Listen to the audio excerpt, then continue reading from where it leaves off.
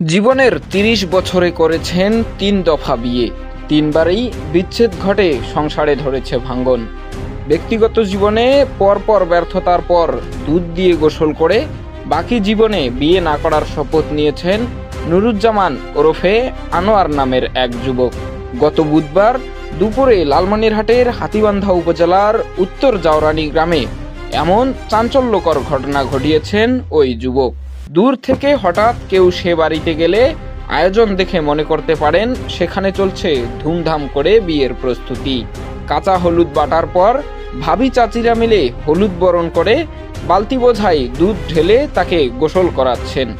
বিয়ে না করলেও আয়োজন ছিল অনেকটা বিয়ের অনুষ্ঠানের মতোই। বাড়িতে শামিয়ানা টাঙ্গিয়ে গেট ও প্যান্ডেল তৈরি করা হয়। আমন্ত্রিত অতিথি ও এলাকাবাসীর জন্য ব্যবস্থা করা হয় বসার। ৩ স্ত্রী চলে যাওয়ার ঘটনায় ৩টি ছাগল কোরবানি দিয়ে এলাকাবাসীকে খাওয়ানোরও আয়োজন করেন আনোয়ার নামের ওই যুবক। আমরা তো জানতে পারি যে সে আজকে গোসল করবে, সেটা যত যা কিছু করছে এর আগে বা করবে সামনে সব কিছুর ডিসাইড আজকে দুধ দিয়ে গোসল করার পরে সে নিজে তার জীবনে বিভিন্ন ধরনের ঘটনা ঘটছে। তার প্রেক্ষিতে আজকে এই দুধ দিয়ে গোসল করা। সে কিছুদিন আগে শুনলাম সে অসুস্থ হঠাৎ করে। তার বউ সর্বশেষ যে ছিল সে নাকি ঘুমের ট্যাবলেট খাওয়াইয়া তাকে অজ্ঞান অবস্থায় রাখছে, আর যা কিছু ছিল বাড়িতে সব কিছু নিয়ে চলে গেছে। সোনা দানা ছিল তার মধ্যে। এখন সব হারিয়ে আর্থিকভাবে, শারীরিকভাবে, মানসিকভাবে ক্ষতিগ্রস্ত হওয়ার পর সে সর্বশেষ সে সিদ্ধান্ত নেয় যে আজকে গোসল করে, দুধ দিয়ে গোসল করে শুদ্ধ হয়ে যা কিছু ছিল সব কিছু বাদ দিয়ে সে একাকিত্বের সাথে তার বাকি জীবন কাটানোর চিন্তা ভাবনা করছে। এ নিয়ে ওই এলাকায় সৃষ্টি হয়েছে চাঞ্চল্যের। 2015 থেকে 25 সাল পর্যন্ত 3বার বিয়ে করেও সংসার ভাঙার দুঃখে হলুদ মেখে দুধ দিয়ে গোসল করে বাকি জীবন বিয়ে না করে একা থাকার প্রতিজ্ঞা করেন তিনি। বিয়ে ভাঙার কারণ হিসেবে মাদক ব্যবসার সঙ্গে জড়িত থাকাকে মনে করে সেই অবৈধ কাজও ছেড়ে দেওয়ার সিদ্ধান্ত নিয়েছেন বলে জানান আনোয়ার নামের ওই যুবক। আমার জীবন থেকে আমি কিছু কিছু জিনিস ত্যাগ করতেছি। সেটা হলো 1 নম্বর হলো নারী কেলেঙ্কারি, দ্বিতীয়ত হলো আমি সীমান্তবর্তী এলাকা যেহেতু আমার মাদক ব্যবসা করতাম, মাদক ব্যবসা, দ্বিতীয়ত কিছু আত্মীয় স্বজন, কিছু বন্ধু বান্ধব আমারও একদম অন্তর থেকে আমি তাদেরকে একদম চিরতরে বিদায়। তো এই বিদায় দেওয়ার পিছনে অবশ্যই কারণ আছে। আজ থেকে 30 তারিখে, মোট কথা ডিসেম্বরের 31 তারিখে আমার বউয়ের সিজার হয় হাতীবান্ধা মেডিকেলে। সিজারের পর বাড়িতে নিয়ে আসার পরে আমি নিয়াত করছি যে শুক্রবারে, মোট কথা 14 তারিখে আমি আকিকা করব, যেন 15 তারিখে আমার বউ শ্বশুরবাড়িতে যায়।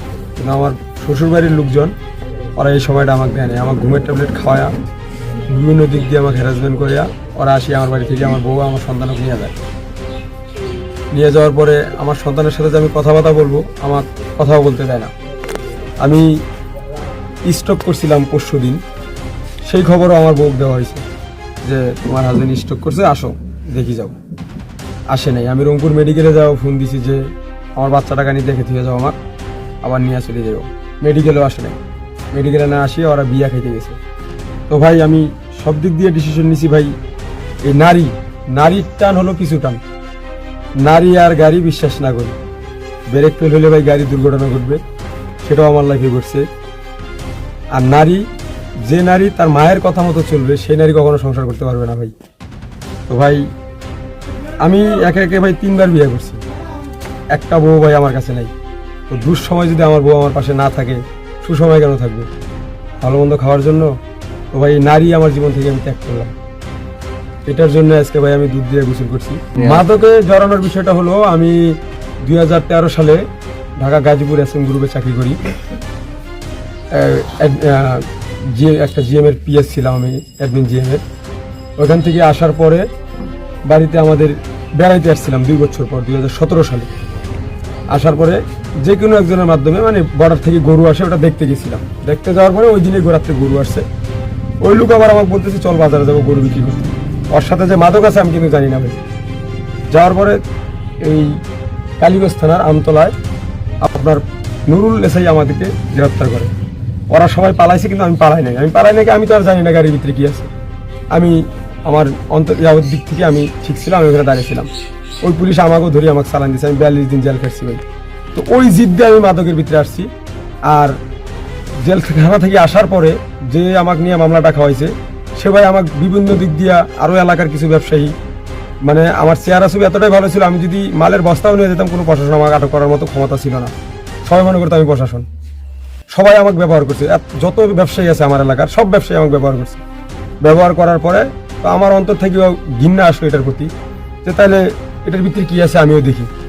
তো যার কারণে আমি করছি, কিন্তু করার পরে যে একদম অহরহ করছি তা নয়। অহরহ করলে ভাই আমার বাড়ির পরিবেশ এরকম থাকতো না, আমার সাদ্দালে বাড়ি থাকতো। সবাই শুধু আমাকে ব্যবহার করছে। আমার বাড়ির বিভিন্ন দিক দিয়ে পুলিশ প্রশাসন পাঠিয়ে দিয়ে হ্যারাসমেন্ট করছে। আমার বাড়ি থেকে মানে পুলিশ ধরলেই আমাকে 2 লাখ 3 লাখ দেওয়াই লাগে। মানে এমন একটা অবস্থায় আমি পড়ছি যা বলার মতো না ভাই। তো ওই মাদক ব্যবসায় কি আছে আমার দেখা শেষে মাদক ব্যবসা আমার অন্তর থেকে আমি ত্যাগ করলাম। তার এই ব্যতিক্রমী দুধে গোসল ও বিয়ে না করার ঘোষণাকে ঘিরে এলাকা জুড়ে চলছে আলোচনা সমালোচনা। খবর প্রকাশ অনলাইন, নিউজ ডেস্ক।